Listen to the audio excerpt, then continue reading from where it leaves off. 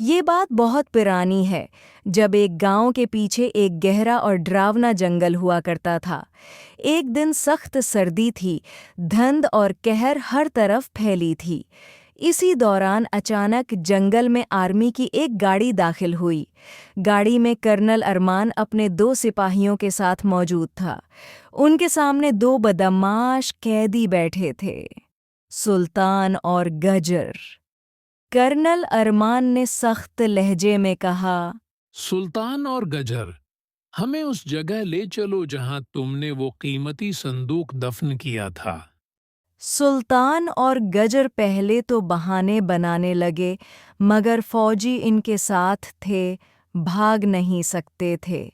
उन्हें घोड़ों पर बैठाया गया और जंगल के अंदर ले जाया गया।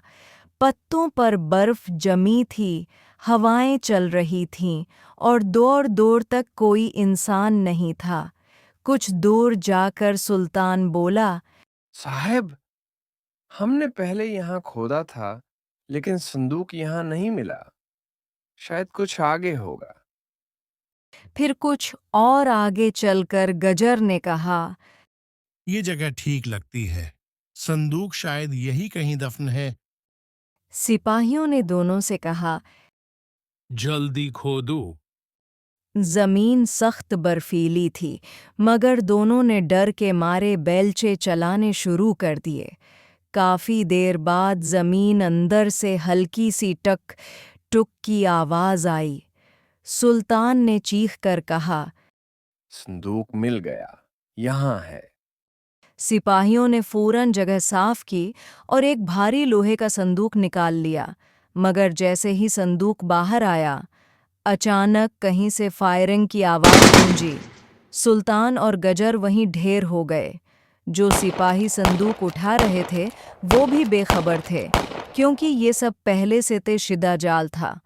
आर्मी के 2 गुदार सिपाहियों ने अपने ही साथियों पर हमला कर दिया ताकि संदूक चौरा सकें।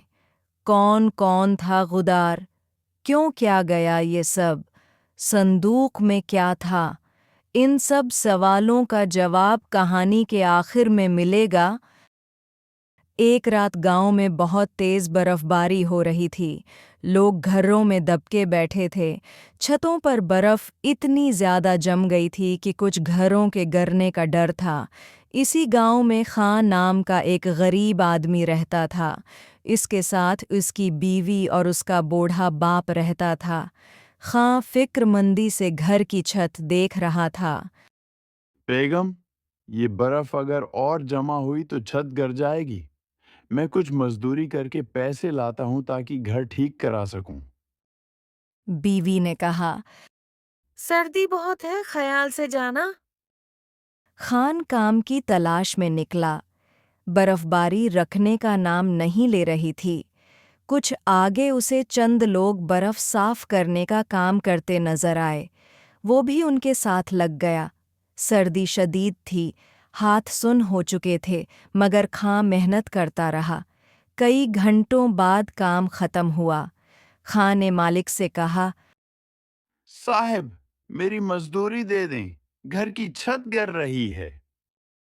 मालिक ने बहाना बनाया। अभी बर्फबारी बहुत है, मैं पैसे नहीं दे सकता। कल आ जाना। खान मजबूर होकर खाली हाथ वापस हुआ। जब खान घर पहुंचा, उसने देखा कि छत बर्फ से पूरी तरह झुक चुकी थी। इसकी बीवी घबरा कर बोली, अगर तुम देर कर देते तो तुम्हारे बाप पर छत कर जाती। खान ने जल्दी जल्दी छत से बर्फ साफ की। घर खतरे से बच गया, मगर सब डरे हुए थे। बीवी ने कहा, आज की रात कहीं महफूज जगह गुजारनी होगी। खान ने फैसला किया। चलो मेरे दोस्त जमाल के घर चलते हैं। खान अपने बाप और बीवी को साथ लेकर दोस्त जमाल के घर पहुंचा। दरवाजे पर उसका नौकर बदतमीजी से बोला, ऐसी सर्दी में कौन बाहर निकला है? क्या मुसीबत है? जमाल ने आवाज़ सुनकर दरवाजे पर आकर खां को देखा। उसकी हालत खराब थी। जमाल ने फौरन कहा, खान, अंदर आओ, ये वक्त बाहर रहने का नहीं। क्या हुआ? खान ने सारी बात समझाई। छत, बर्फ, मजदूरी न मिलना, घर के गिरने का खौफ। जमाल ने हमदर्दी से कहा, आज की रात तुम सब मेरे साथ रहो, सुबह मसला हल कर लेंगे। ये सुनकर खान की बीवी की आंखों में आंसू आ गए।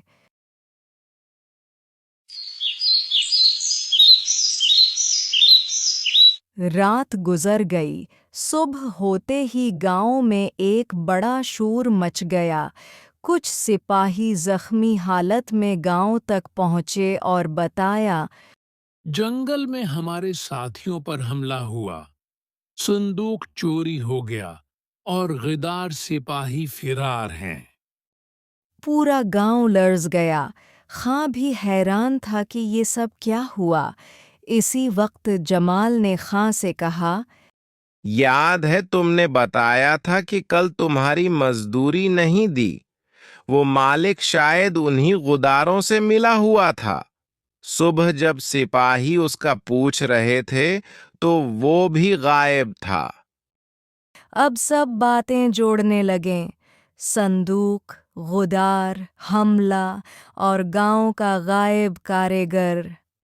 दोपहर में फौज ने ऐलान किया, संदूक को मिल गया। हमला भी गिरदार सिपाहियों ने किया था, जिन्हें गिरफ्तार कर लिया गया है। संदूक में क्या था? उसमें मुल्क की इंतहाई अहम खफिया दस्तावेजात थीं, जिन्हें दुश्मन ममालिक खरीदना चाहते थे। गिरदार सिपाहियों ने मुल्क के राज बेचने के लिए ये सब किया था। हमारे फौजियों ने जान पर खेलकर वो राज बचा लिए।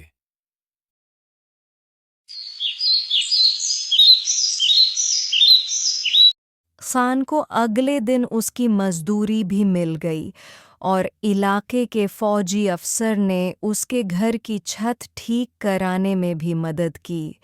जमाल ने खां से कहा, खान, मुश्किल वक्त में दोस्त ही काम आते हैं।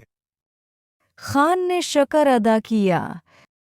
अल्लाह ने हमें बचा लिया और हमें सिखाया कि इंसानियत सबसे बड़ी चीज़ है। अगर ये कहानी आपके दिल के किसी कोने को छू गई हो, अगर इसके किसी मंजर ने आपकी आंखें नम कर दी हों, या किसी लम्हे ने आपको अपनी ज़िंदगी याद दिला दी हो, तो यकीन जानिए ये सिर्फ अल्फाज नहीं थे, ये किसी अनकही हकीकत की आवाज़ थी। कहानियाँ यूं ही नहीं लिखी जाती, ये टूटे ख्वाबों, खामोश दुआओं और उन जज्बों से जन्म लेती हैं जो हम अक्सर लफ्ज़ों में बयान नहीं कर पाते। हर कहानी हमें एक सबक देती है, कभी सब्र का, कभी उम्मीद का, और कभी ये कि मुश्किल वक्त में भी इंसान को इंसान ही रहना चाहिए। अगर आप चाहते हैं कि ऐसी ही सच्ची, जज्बात से भरपूर और दिल को हिला देने वाली कहानियाँ आप तक मुसलसल पहुँचती रहें, तो हमारे चैनल को सब्सक्राइब कीजिए, वीडियो को लाइक कीजिए और कमेंट में अपनी राय ज़रूर दीजिए। आपका एक लाइक हमारे लिए हौसला भी है, ताकत भी है और नई कहानी लिखने की वजह भी। हम फिर मिलेंगे एक नई कहानी के साथ, नए जज्बों, नए एहसासात और एक नए पैगाम के साथ। तब तक के लिए अपना ख्याल रखिए, अपनों की कद्र कीजिए और उन कहानियों को मत भूलिए जो दिल से कही जाती हैं और दिल तक ही पहुंचती हैं। स्टार्स।